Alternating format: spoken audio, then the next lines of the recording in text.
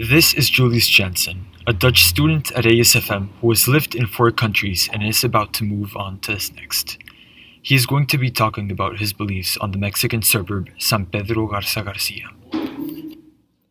I'm Julius Jansen, and I believe living in different cultures has given me a unique perspective, allowing me to acknowledge the differences between societies, the way they're put together, and most importantly, how people behave. The Netherlands, the Canary Islands, Bulgaria, and Mexico are all the countries which have provided me the ability to compare cultures as well as the ability to speculate. Having ridden this roller coaster for over 12 years, I'd hope that after my fourth time moving, I wouldn't be afraid of the looping. Unfortunately, I was introduced to San Pedro, the most conservative society of all, primarily composed of social classes, fake happiness, and social media. Here in San Pedro, it is hard to accept change. Every international student at this school has immediately been tossed into the garbage without even getting to know them. Most people have been living here for their whole life, meaning they know the same people since their birth, making it hard for them to allow someone else into their life.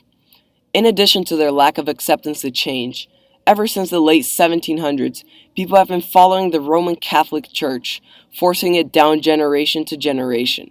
On the contrary, most people do not understand why they're preaching such an outdated church. Aside from church, San Pedro lacks social stability.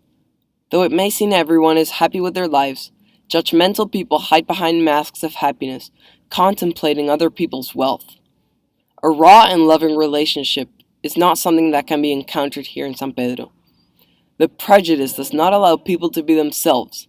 It causes people to lead a life of fake happiness as well as an unrealistic sense of wealth. When San Pedro is all you're used to, it can be hard to distinguish the different components of its society, but when you have something to compare it to, it can be very easy to determine them. For say, in the Netherlands, most people are not focused on each other's social classes, though in Mexico, it is the main aspect of a relationship. I believe prejudice is the foundation to all the aforementioned about San Pedro, acknowledging that people are naturally inclined to care about what other people think of them, leading them to try to please everyone they meet. It is dangerous to be afraid of what others think of you because it means you don't respect who you are, saying that society is controlling your life.